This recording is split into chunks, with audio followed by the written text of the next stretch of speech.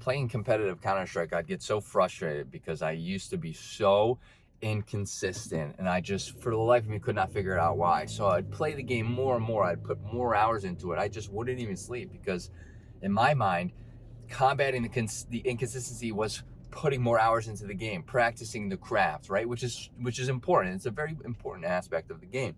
But where I wasn't looking was what was I doing outside of the game that was potentially affecting me in the game. I'll tell you this every single day of your entire life in every video. I'll take this to the grave. Your health is your number one asset in life. It really is, because without your health, you can't really work efficiently. You can't play games efficiently. You can't really carry the best relationships, okay? You can't perform well in school. I mean, performance in general will just plummet, okay, if you're not in good health. What's up, dreamers? Welcome to Drive and Vibe, and today we're talking about fatigue. We're gonna talk about fatigue and how it affects everyday life, and especially your gaming performance if you're a competitive gamer or a gamer in general. But fatigue really does. I mean, you probably know this, like that, they talk about that 2 o'clock feeling. I think that's 2 o'clock feeling. I think that's kind of like a phrase they use to kind of sell you energy drinks and stuff, whatever. But it is true though. Like, you get that 2 o'clock feeling, and they call it the 2 o'clock feeling because you eat lunch around that time. This is kind of a generalization. And then you get that glucose spike from eating lunch for the most part, depending on what you eat. And then you get that glucose crash. That's where that 2 o'clock feeling comes from, that crash from the food that you're probably eating, you know, an hour beforehand, right? An hour and a half beforehand, whatever it is. So that would be, so well, now that I'm talking about that, that is a, did I just spit on my camera? That is a fail point for fatigue, okay? And it's not really a fail point, for lack of better terms, is what I said, obviously, but there's a reason for why you may be fatigued. And it's not 100% about what you eat, and what you eat is important. If you eat very high sugar, high carbohydrate, and carbs are not bad for you. If you eat a high sugar and high carb meal, you're gonna feel that glucose spike and crash, because that's what it is. It's glucose. Your body is craving that glucose, I'm sure, from being fatigued already. You eat that, and then you kind of hit that crash. And then, you know what? Let's talk about, now let's relate this into your game. So let's say that happens during work. Your work performance is going to suffer. Your schooling is going to suffer. Like, you're not going to be able to focus very well. Now let's transition this into a game. Let's say you eat dinner, okay? And it's the same thing. High carb, high sugar, your drink is soda with it, whatever it may be. And you have a competitive match an hour later. You eat dinner, and then an hour later, you're like, man, I am so tired. Like halfway, like not even halfway through this match, at the beginning of this match, and I need to drink a Monster. Now it's 9 o'clock at night, right? You're drinking an high octane energy drink, basically, for lack of better terms. Now your sleep's gonna get disrupted, okay? But let's go back before we jump into the sleep.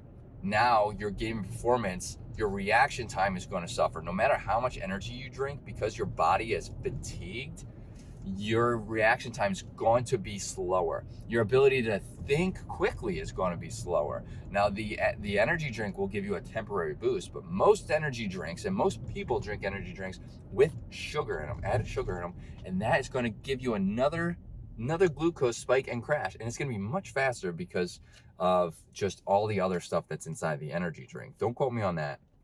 That's anecdotal from experience. Energy drinks give me a significantly faster spike and crash than food does. Yeah, I don't know the biological reason behind that. So then there's that, and now, so that is affecting it. So let's jump forward into your sleep. You're not going to sleep very well, even if you do fall asleep. You might not fall asleep for a long time because you drank the energy drink so late.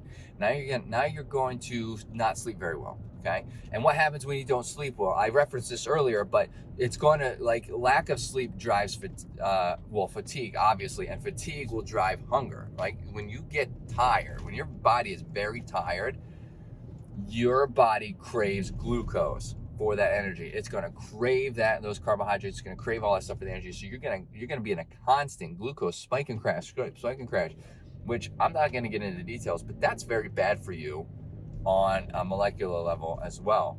in regard to chronic disease like type 2 diabetes and, you know, other things.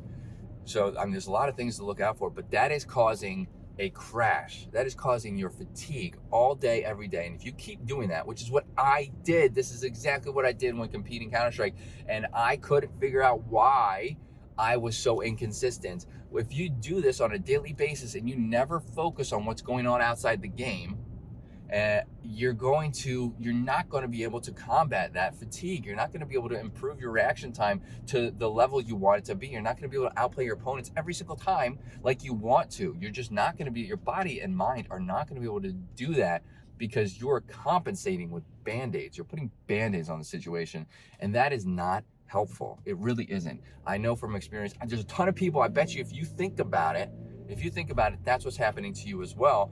And now and when you start evaluating things, you start, paying attention to what you eat. And when you eat, timing is important. I made a bunch of videos on this. Go back and look at them.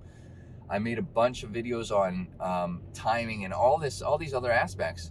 When you start focusing on this, all these parts are going to start coming together. You're going to start realizing your reaction time is going to be better more often.